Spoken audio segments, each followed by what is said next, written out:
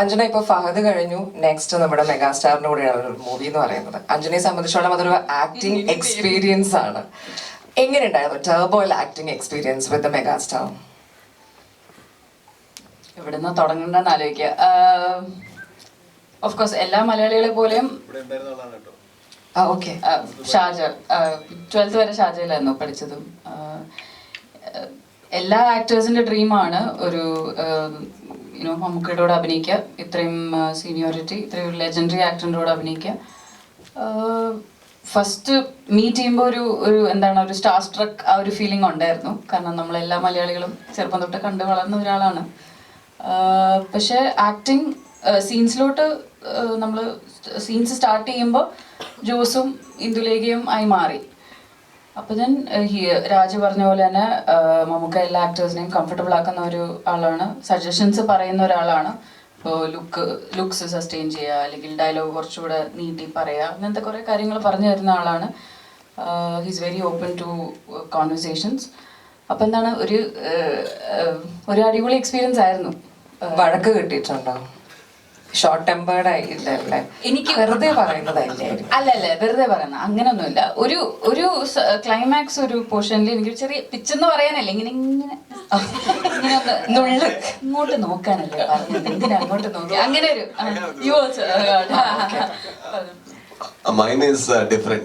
Okay. So sir was a little angry because when you do fights and all, it is very normal because it's very hard work as well, and it was very late night.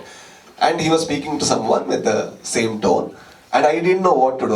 I'm standing, and there is chair, and I'm standing, and I don't want to sit. Okay, and he sat, and I didn't want to go next to him, and I'm just like acting as if like I'm looking around, and he said like, "What are you doing?" No sir, I'm like, sit. I'm like, okay. But he was teasing me. He was not scolding him, and I'm like, oh, okay, thank you. മിഥുന് കിട്ടി, ഇനി സിനിമ കഴിഞ്ഞിട്ടായിരിക്കും. And one more question പറയാനാണോ? പറഞ്ഞു. വേറൊരു കാര്യം, ഇപ്പൊ നിങ്ങൾ ഈ പുതിയ ആളുകളോടൊക്കെ മമ്മൂക്കയുടെ കൂടെയുള്ള അഭിനയം എങ്ങനെ ഉണ്ടായിരുന്നു എന്ന് ചോദിക്കുമ്പോൾ നിങ്ങൾ മനസ്സിലാക്കേണ്ട ഒരു കാര്യം, മറ്റേ പുതിയതായിട്ട് ഒരു ക്യാമ്പസിലേക്ക് വരുമ്പോഴത്തേക്കും അവരെ റാഗ് ചെയ്യാൻ നിൽക്കുന്ന സീനിയറിനെ പോലെ നിൽക്കുന്ന ഒരാളൊന്നുമല്ല മമ്മൂക്ക. ഇവരെ പരമാവധി ഇവർ പറഞ്ഞ പോലെ പ്രോത്സാഹിപ്പിച്ച് അവർക്ക് ധൈര്യം കൊടുത്ത് അവരുടെ മാക്സിമം ഔട്ട് കംഫർട്ടബിൾ ആയിട്ട് എടുക്കാൻ ശ്രമിക്കുന്ന ഒരാളാണെന്ന് മാത്രം ഇവിടുന്ന് പറയുകയാണ്. ഇവരുടെയൊക്കെ കൂടെ അഭിനയിച്ചപ്പോ എന്റെ എക്സ്പീരിയൻസ് എന്താ? ഞാനത് ചോദിക്കാൻ റിവേഴ്സ് ചെയ്യാൻ വരികയായിരുന്നു. എങ്ങനെ ഉണ്ടായിരുന്നു മമ്മൂക്ക ഇവരുടെ കൂടെ ഒക്കെ അഭിനയിച്ചപ്പോഴത്തേക്കും? നല്ല സ്വീറ്റ് ആൾക്കാർ, നല്ല ആൾക്കാരാ. ഒരു ജാടയുമില്ല, ഒരു അഹങ്കാരമില്ല, ഒരു കുഴപ്പമില്ല, നുള്ളുമില്ല. ഇവര് പറയുന്നത് ഞാൻ സ്കൂൾ മാഷ കൂട്ട് നുള്ളി വണ്ടിയൊക്കെ. പക്ഷെ ഞങ്ങൾ ഭയങ്കര എക്സൈറ്റഡ് ആണ്. ഇപ്പൊ ലാലേട്ടനാണെങ്കിലും മമ്മൂക്കയുടെ ഒപ്പം അഭിനയിക്കുമ്പോ അവർക്ക് കിട്ടുന്ന ആക്ടിങ് എക്സ്പീരിയൻസ്, അതുകൊണ്ടാണ് ഞാൻ ചോദിച്ചത് എങ്ങനെ ഉണ്ടായിരുന്നു ആ എക്സ്പീരിയൻസ്. കാര്യമുണ്ട്, നമ്മളിപ്പോ 42 വർഷമായി സിനിമയിൽ. ഇപ്പൊ നമുക്ക് ഇവരെയൊക്കെ കൂടെ അഭിനയിക്കാൻ പറ്റുന്നുണ്ടല്ലോ, അതൊരു ഭാഗ്യമല്ലേ? ശരിയാണ്, അങ്ങനെയുണ്ട്. വൈശാഖ് സാർ എൻ്റെ അടുത്ത് പറഞ്ഞു, നമ്മളൊരു യൂണിവേഴ്സിറ്റി പോകുന്ന പോലെയാണ്, ഒരു PhD എടുത്ത ഒരാളുടെ അടുത്ത് അഭിനയിക്കുന്ന പോലെയാണ്. അപ്പൊ നമുക്ക് അറ്റ് വൺ ഗോ എല്ലാ ഇൻഫർമേഷനും കളക്ട് ചെയ്യാൻ പറ്റില്ല, കുറച്ചായിട്ട് പഠിച്ചു വരാൻ പറ്റുള്ളൂ. അതെ, ഫഹദ് മമ്മൂക്ക ഞാൻ 10ാം ക്ലാസ് തോറ്റതാണ്. ഞാൻ പഠിച്ചോണ്ടിരിക്കല്ലേ നിങ്ങൾ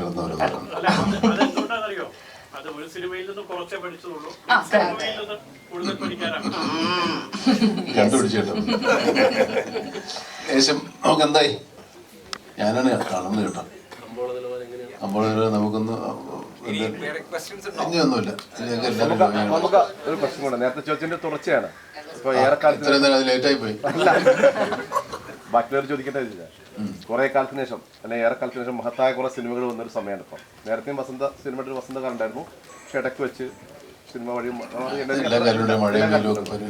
ഇപ്പൊ ഏറ്റവും പുതിയ സിനിമകളൊക്കെ വരുമ്പോൾ ഇതിന് നേതൃത്വം കൊടുത്ത ആളെന്ന എന്താണ് നമുക്ക്?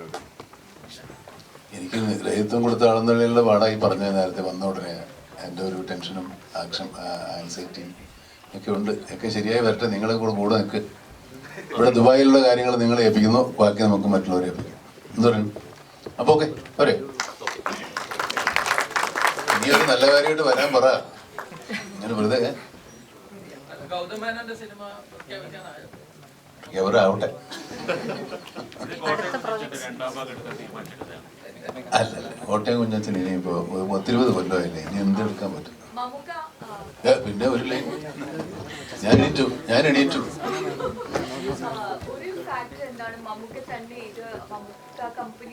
എല്ലാ ആക്ടേഴ്സിന്റെ ഡ്രീമാണ് ഒരു മമ്മൂക്കയുടെ കൂടെ അഭിനയിക്കുക, ഇത്രയും സീനിയോറിറ്റി, ഇത്രയും ലെജൻഡറി ആക്ടറിൻ്റെ കൂടെ അഭിനയിക്കുക.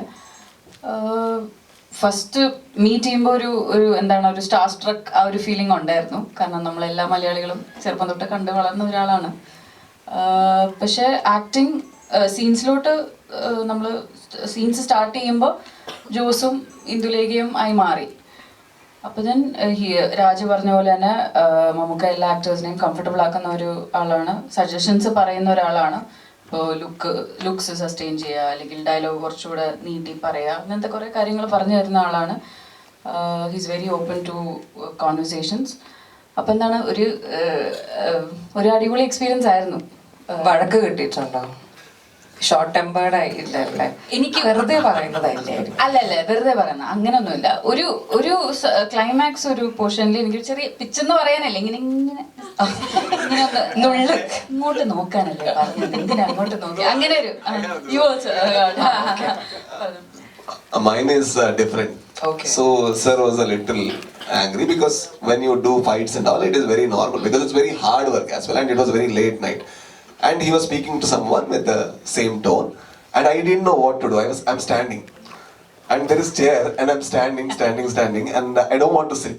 Okay, and he sat, and I didn't want to go next to him, and I'm just like acting as if I'm looking around, and he said like, "What are you doing?" No sir, I'm like, sit. Okay. But he was teasing me. He was not scolding him, and I'm like, okay, thank you. മിഥുന് കിട്ടി. ഇനി സിനിമ കഴിഞ്ഞിട്ടായിരിക്കും. And one more question പറയാനാണോ? പറഞ്ഞു.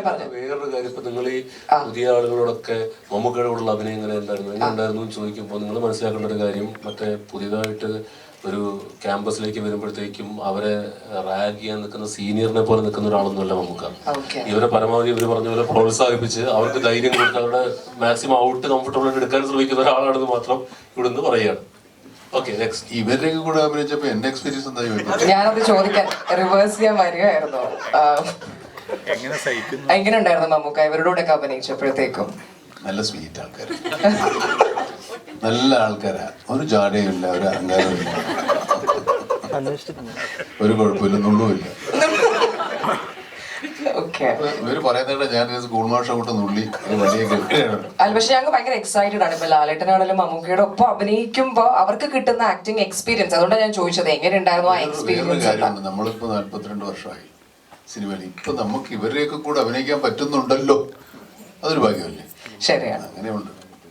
ഇല്ല, Vaishakh sir എൻ്റെ അടുത്ത് പറഞ്ഞു, നമ്മളൊരു യൂണിവേഴ്സിറ്റി പോകുന്ന പോലെയാണ്, ഒരു PhD എടുത്ത ഒരാളുടെ അടുത്ത് അഭിനയിക്കുന്ന പോലെയാണ്. അപ്പൊ നമുക്ക് അറ്റ് വൺ ഗോ എല്ലാ ഇൻഫർമേഷനും കളക്ട് ചെയ്യാൻ പറ്റില്ല, കുറച്ചായിട്ട് പഠിച്ചു വരാൻ പറ്റുള്ളൂ. അതെ, ഫഹദ് മമ്മൂക്ക. PhD ഒന്നുമില്ല, ഞാൻ 10ാം ക്ലാസ് തോറ്റാണ്. ഞാൻ പഠിച്ചോണ്ടിരിക്കല്ലേ നിങ്ങളുടെ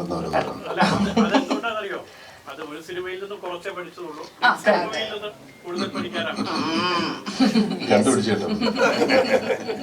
ഏകദേശം നമുക്ക് എന്തായി, ഞാനാണ് കാണുന്നത് കേട്ടോ. അപ്പോൾ നമുക്കൊന്ന് ഇനിയൊന്നുമില്ല. നമുക്ക് ഒരു പ്രശ്നം കൊണ്ട് നേരത്തെ ചോദിച്ചതിന്റെ തുടർച്ചയാണ്. ഇപ്പൊ ഏറെക്കാലത്ത് ലേറ്റായി പോയി. ബാക്കിയുള്ളവർ ചോദിക്കേണ്ടത് കുറെ കാലത്തിന് ശേഷം അല്ലെങ്കിൽ ഏറെക്കാലത്തിന് ശേഷം മഹത്തായ കുറെ സിനിമകൾ വന്നൊരു സമയമാണ് ഇപ്പം. നേരത്തെയും സിനിമയുടെ ഒരു വസന്തകാലം ഉണ്ടായിരുന്നു, പക്ഷെ ഇടയ്ക്ക് വെച്ച് സിനിമ വഴി ഇപ്പൊ ഏറ്റവും പുതിയ സിനിമകളൊക്കെ വരുമ്പോൾ ഈ ഇതിന് നേതൃത്വം കൊടുത്ത ആളെന്ന എന്താണ് നമുക്ക്? എനിക്ക് നേതൃത്വം കൊടുത്ത ആളെന്നുള്ള പാടായി പറഞ്ഞത് നേരത്തെ വന്ന ഉടനെ എൻ്റെ ഒരു ടെൻഷനും ആൻസൈറ്റിയും ഒക്കെ ഉണ്ട്. ഒക്കെ ശരിയായി വരട്ടെ. നിങ്ങളെ കൂടെ നിൽക്ക്. ഇവിടെ ദുബായിലുള്ള കാര്യങ്ങൾ നിങ്ങളെ ഏൽപ്പിക്കുന്നു, ബാക്കി നമുക്ക് മറ്റുള്ളവരെ ഏൽപ്പിക്കും. എന്ത് പറയുന്നു? അപ്പോൾ ഓക്കെ, പോരെ.